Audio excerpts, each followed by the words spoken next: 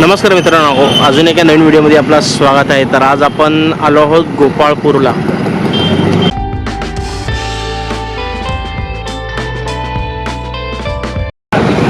प्रथम दर्शन इथे घेतात लोक आल्यानंतरनी. श्री गणेशजीचे दर्शन केले आम्ही आणि इथनं आपल्या व्हिडिओची सुरुवात केली आहे. संत सखोबाई मीराबाई समाधी पाठीमागे गणपती मंदिर आहे. तिथं जरा टाकायचं आहे. अच्छा,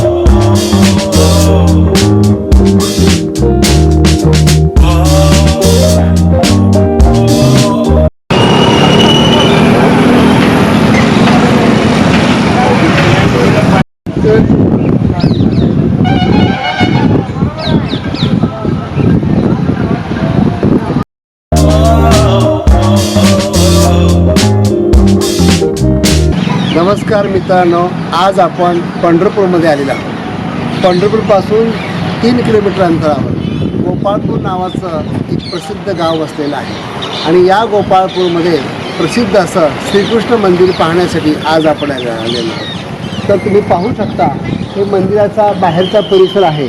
एखादा दुरून किल्ला दिसावा असे याचं हे बांधकाम आहे. खालच्या बाजूला तुम्ही पाहू शकता, मोठ्या 3 ओवऱ्या आहेत.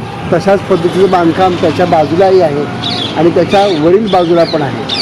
आणि जसं किल्ल्याला बुरुज असतात तशा प्रकारचे 2 महत्त्वाचे बुरुज ह्या साईडला आणि ह्या साईडला आहे. तिकडला जो आहे गोल आकाराचा आहे आणि इकडला जो आहे अष्टकोनी आकाराचा आहे. आणि आपल्याला अगदी वरपर्यंत जाता येतं. तर आम्ही पायऱ्यांचा टप्पा पार करून आता आपण श्री क्षेत्र गोपाळपूरमधील गोपाळकृष्ण मंदिर पाहण्यासाठी जात आहोत. तर मित्रांनो, इथं बघू शकता आपण गौमाताला चारा घालण्यात आला होता. तर आम्ही इथे पायऱ्या चढून मंदिराकडे गेलो. तर मंदिराला जातानाच असं एक छोटासा मंदिर इथं आपल्याला दिसतोय. तर इथंही आम्ही दर्शन घेतले. तर इथं पाहू शकता आपण, खूप छान असं मंदिर आहे. इथं जरा क्लाउड्स असल्यामुळे आहेत ना, कॅमेरा फोकस होत नव्हता. तर इथं बघू शकता आपण कसं फोकस आणि ब्लर होतो आहे. तर असे टेक्निकल प्रॉब्लेम्स कधी कधी येत असतात. मग हे असं शूट करावं लागतं आम्हाला. आणि जर का लईच टाईम देऊन केलं तर झालं असतं व्यवस्थित. तर आत मंदिरात गेल्यानंतर पहिला कोणीकडनं दर्शन घ्यावे, कोणी असं हे भेटत नव्हते. पुजारींना जरी का विचारले तर ते इकडनं घ्या तिकडनं घ्या दर्शन असं म्हणत होते. प्रॉपर मॅनेजमेंट असं नव्हतं इकडे. तरी पण आम्ही रेकॉर्ड करायचा प्रयत्न केला. परमिशनसाठी खूप वेळ आम्ही थांबलो. तरी कोण तिथं अवेलेबल पण होत नव्हते की कुणाला विचारायचं आहे. त्यांनी म्हणतात त्यांना विचारा, त्यांनी म्हणतात त्यांना विचारा. अशामध्ये भरपूर वेळ आमचा गेला. मग बाहेरनंच मी मंदिरचं जे आहे दर्शन घेतलं आणि 2 जण आम्हाला भेटले होते ज्यांच्याकडून आम्ही थोडीफार माहिती घेतली. मग ते काका आम्हाला जरा माहिती दिली सगळी व्यवस्थित. त्यामुळं थोडंफार आम्हाला चांगलं वाटलं. आणि व्हिडिओच्या एंडला आपण पाहू शकता की मी मंदिराचं जे काही ऑनलाईन मला फोटो भेटला मी ते अपलोड केलं आहे, देवळातलं मूर्तीचा फोटो. तर अशा काही ठिकाणी आम्हाला जे आहे रेकॉर्ड करायला मिळत नसतं. मग आम्ही ऑनलाईन घेऊन वगैरे घालतो फोटो. आणि या टेम्पलचं मी खूप आशेने गेलो होतो व्हिडिओ बनवायसारखं. खरं मनासारखं व्हिडिओ काही झालं नाही. तरी आपण व्हिडिओ पाहायला लागलात. हे कृष्ण द्वारकेवरून येता आले. सर्व बाळ कर्मिडा इथं इथे विष्णुपदावरती संपवल्यानंतर देवाने अवतार बदलला. कुंडलिकाने वर दिला. कुंडलिकाने वर दिल्यावर योगी 28 युतीवर उभा राहील असे इथलं महत्व आहे. आणि जनाबाई ज्या वेळेला चोरी जाळल्यानंतर जनाबाई इथं रुसून बसली. पांडुरंगाने तिला भक्ती पाहून प्रत्यक्षात सर्व तिच्या कामामध्ये मदत केली असे हे ठिकाण आहे. सर्व साधू संतांच्या पालख्या इथे येतात, गोपाल काला करतात, काला घेऊन आपली यात्रा पूर्ण करतात असं महत्व इथलं आहे. धन्यवाद दादा.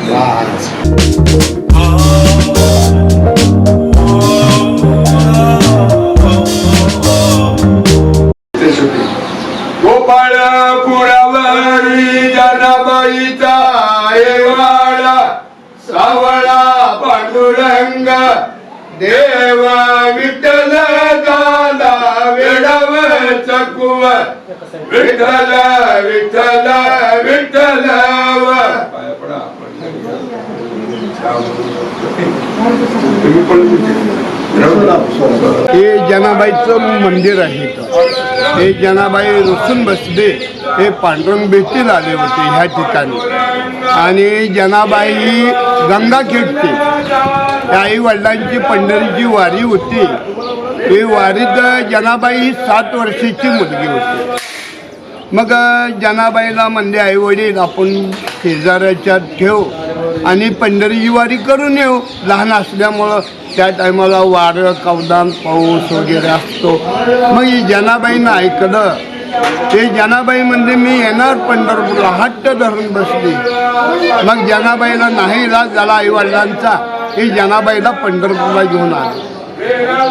आल्यानंतर पंढरी तेव्हा पांडुरंगाचं मंदिर आणि चंद्रभागेला आंघोळ केली. पांडुरंगाचं दर्शन घेतलं. पांडुरंगाचं दर्शन घेताना झाडाखाली अरण्यदाट हे दिंडरवन म्हणत होते. हे पंढरपूर नव्हतं तेव्हा दिंडरवन होतं. हे आपल्या झाडीखाली बसले आणि बसल्या ठिकाणी जनाबाईचे आई वडील खलास झाले. कशानं खलास झाले तर त्या टायमाला 7 आले फिनिक्स. त्या फिनिक्सच्या साथीमध्ये खलास झाले. ही जनाबाई 7 वर्षाची होती. आई वडिलांना म्हणायची आई उठ की मला भूक लागते, आई उठ की मला भूक लागते म्हणायची. हे जनाबाईला काय कळायचं, 7 वर्षाची मुलगी होती. मग येणाऱ्यानं वारकऱ्यांनी बघितलं आणि बघितलं तर नंतर ही खलास झाले. वर्गण काढली पुंडलिकाजवळ धन दिले आई वडिलांना. ही जास्ती रडायला लागली जनाबाई. माझ्या आईला जाळलं, माझ्या बाबाला जाळलं म्हणून रडायला लागली. गोड बोलून पांडुरंगाच्या देवळात आणून सोडलं. देवा हे बघा जिकडे तिकडे आपले गेले, पण जनाबाईला तिथं पांडुरंगाच्या देवळात आणून सोडलं. तिथं रडायचं चालू. मग स्वतः पांडुरंगाने आवाज काढला, ज्याने मी इथं आई वडिलांचा आवाज काढला तो लाभाड आहे, तो माझे आई बाप नवल म्हणजे पांडुरंगाला. मग देवाजवळ सगळं आहे. देवानं रूप दाखवलं, आईचं रूप दाखवलं, वडिलाचं रूप दाखवलं. ही जनाबाईला वाटली माझे आई बाप इथं आहे. मग काय नाही, बरेच दिवस गेले. लोक वारकरी यायची, तिला खायला द्यायची, खायची. नामदेव त्या वयाचा कीर्तन भजन चालायचं आणि झोपी घेत जाते तर कोपऱ्यात आपलं जपायचे. मग वयानं मोठी झाली, आता या मुलीचं करायचं काय. मग कमिटीने विचार केला, हे नामदेवाचा वाडा, दामोशेट्टीचा वाडा. त्या दामोशेट्टीकडे आले. दामोशेट्टीला म्हणले ही जनी तुम्ही सांभाळा, तुमच्या धुणं भांडी करून खाऊ द्या, दासी म्हणून काम करे, तिला सांभाळ करा. ठीक आहे म्हणले दामोशेट्टी. काय मग जनाबाई नामदेवाची आई गोनाबाई त्रास द्यायची जनाबाईला. ही जारी दळ, पाणी भर, गवड्या लाव, शेणी चुनान अशी भरपूर काम सांगायचे. तिची पांडुरंगावर भक्ती असल्यामुळं देव इथं दळू लागायला, तांदूळ लागायला, शेणी विचू लागायला यायचे. आल्यानंतर ज्याने एक दिवशी आले, ज्याने मला झोप लागले म्हणजे जनाबाईनं फाटकी वाकळ हातातली देवा झोपा याच्यावर. मग देव झोपीत गुंग झाले. हार आणि पितांबर हिचत विसरून ठेवला, खुटीला अडकवला होता. गडबडीनं काकडीची वेळ झाली. मी विटेवर नाही दिसलो तर लोक कालवा करते म्हणून गडबडीनं खांद्यावर वाकळ घेतली आणि विटेवर गेले. हार आणि पितांबर जनाबाईच्या कोपटात राहिला. मग सकाळी बडवे लोकांनी कुलप उघडली. काकड्याच्या टायमाला तिथं कालवा उठला. देवाची चोरी झाली, देवाची चोरी झाली. हार नेला, पितांबर नेला, कोणी नेला. तर ही म्हणली वाकळ कोणाची आहे, तरी एक जण म्हणला जनाबाईची वाकळ आहे. जनाबाईच्या कोपटाकडे आलं. जनाबाईला नाट्यश्री बोलू लागलेलो. तो चोरून आणला हार आणि पितांबर. मी चोरून आणला ना, हो देव विसरून गेलाय, खरं कोणाला वाची नाही. मग जनाबाईला म्हणजे काय नाही म्हणजे त्याला दिंड काढून 16वर द्या म्हणजे. जनाबाईला 16वर दिली, 16वर उभा केली. मग जनाबाईनं पांडुरंगाला तुझी एवढी भक्ती करून तुझा उपयोग काय. हे जनाबाईने पांडुरंगाला शिवी दिली, तुझी रांड रणकी होईल ऐवचा चोळा दे. ही पांडुरंगाला जनाबाईनं शिवी, माझी एवढी भक्ती करून तुझा उपयोग काय, मला फासावर चढवलं. मग ही रुक्मिणीनं ऐकलं. अहो रुक्मिणी म्हणजे तुम्हाला कोणतं शिवी देतंय? हा म्हणला माझी भक्ती नाही म्हणला. देव गडबडी ना दे जाशे म्हणे जणे झालं सुराचं पाणी. देवानं सुराचं पाणी केलं. तिथून आधी ह्या भुयारात रुसून बसली. हे पांडुरंग समजावासाठी आले. ज्याने माझं चुकलं, लोकांनी हाल केलं, नाही ते बोलले, मी माफी मागतो म्हणून भगवंत जनाबाईची माफी मागासाठी.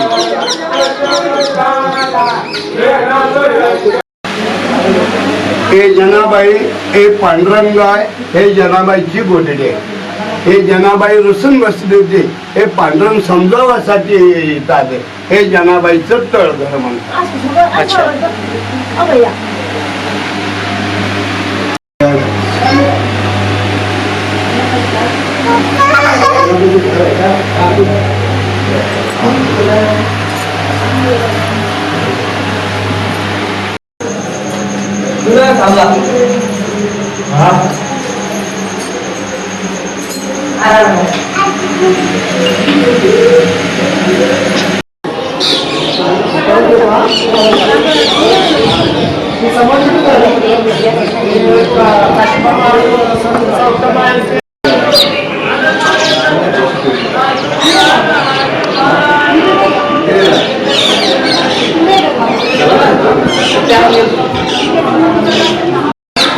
तर मित्रांनो, गोपाळपूरमधील हा टेम्पल आपल्याला कसा वाटला कमेंट करून नक्कीच कळवा.